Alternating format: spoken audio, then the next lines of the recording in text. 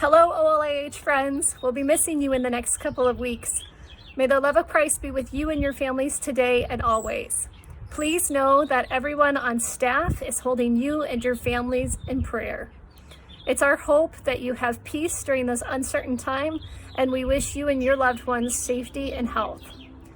Today we're sending out a short video on the domestic church and some links on how you and your loved ones can grow together and strengthen your domestic church, and really use this time as an opportunity to be still and know that God is God. To better understand how to grow in domestic church, I invite you into my domestic church, and I'll talk to you about things that we in my family do together.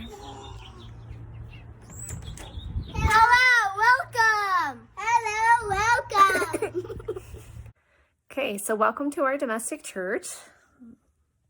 Toys on the floor. Now, actually, this isn't the domestic church. What is the domestic church? Well, Pope John Paul II said that the domestic church is your family and your home, a miniature of the universal church. This is a fort that my boys and I built before they went to go visit their dad this evening. This is part of the reason why I wanted to do a short video on the importance of the domestic church and faith in your homes. Some of you may not know, but I am divorced. My ex-husband and I were married for 10 years. We're married for 10 years and together for a total of 17. We were that cutest military couple that was on the news and in the newspaper after he came home from deployments. We weren't able to save our marriage. Life hit us hard, both of us. But this is part of the reason why I feel so drawn to helping families, because although I did have faith prior to my divorce, I've grown far stronger in my faith since.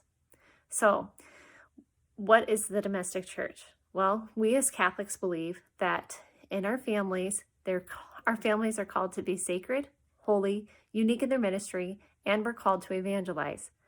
In these next few weeks, when maybe tensions are high and your patience a little low, I implore you to ask these questions of yourself. Do I treat my marriage as though it's sacred? Do I treat my son or daughter as a holy child of God? Do I look at each member in my family as having a special mission in our ministry? And is it our mission as a family to evangelize? Here in my home, I try to set the example on a regular basis for our domestic church. I read my Bible every day. My mom used to say, if your Bible's falling apart, then your life will finally be put together. I think there's some wisdom in these words. I also read my Bible, or the Bible, to my children every night. I journal, and I like to read different devotionals. In the mornings, I use the Laudate app, as well as I like reflections from Blessed Is She or the USCCB. You can also find the daily readings at olih.org. We have a picture of Mary up in our home, as well as crosses on our wall, and we talk about Jesus on a regular basis. During this coronavirus, my son said to me, "What type of virus do you think that Jesus had when he was a kid?"